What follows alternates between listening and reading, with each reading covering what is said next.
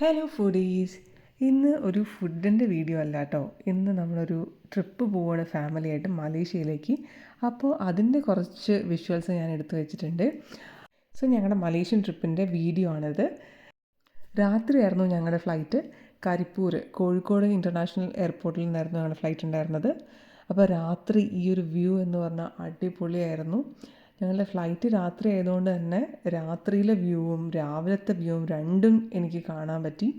രണ്ട് വ്യൂവും എത്ര കണ്ടാലും മതി വരില്ല. നല്ലൊരു എക്സ്പീരിയൻസ് തന്നെയായിരുന്നു ഇത്. രാവിലെ ഞങ്ങളൊരു 7:30 ആയപ്പോൾ അവിടെ എത്തി. ചായ കുടിച്ച് നേരെ പോയത് പുത്രജയയിലേക്കാണ്.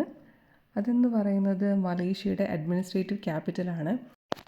ഇതാണ് മോഡേൺ മലേഷ്യയുടെ അഡ്മിനിസ്ട്രേറ്റീവ് ക്യാപിറ്റൽ എന്ന് പറയുന്നത്. ഇവിടുത്തെ ആർക്കിടെക്ചർ അടിപൊളിയാണ്. ഇതാണ് മാൻമെയ്ഡ് ആയിട്ടുള്ള പുത്രജയ ലേക്ക്. 650 ഹെക്ടർ ആണ് ഇതിൻ്റെ ഏരിയ വരുന്നത്. പിന്നെ ഇവിടെ കുറേ നല്ല ഭംഗിയുള്ള പള്ളികളും ബ്രിഡ്ജസും പിന്നെ എല്ലാ ഗവൺമെൻറ് ഓഫീസസും എല്ലാം ഈ പുത്രജയനെ ചുറ്റിപ്പറ്റിയാണുള്ളത്. അപ്പോൾ അത് കഴിഞ്ഞ് നമ്മൾ നേരെ റൂമിലേക്ക് പോയി.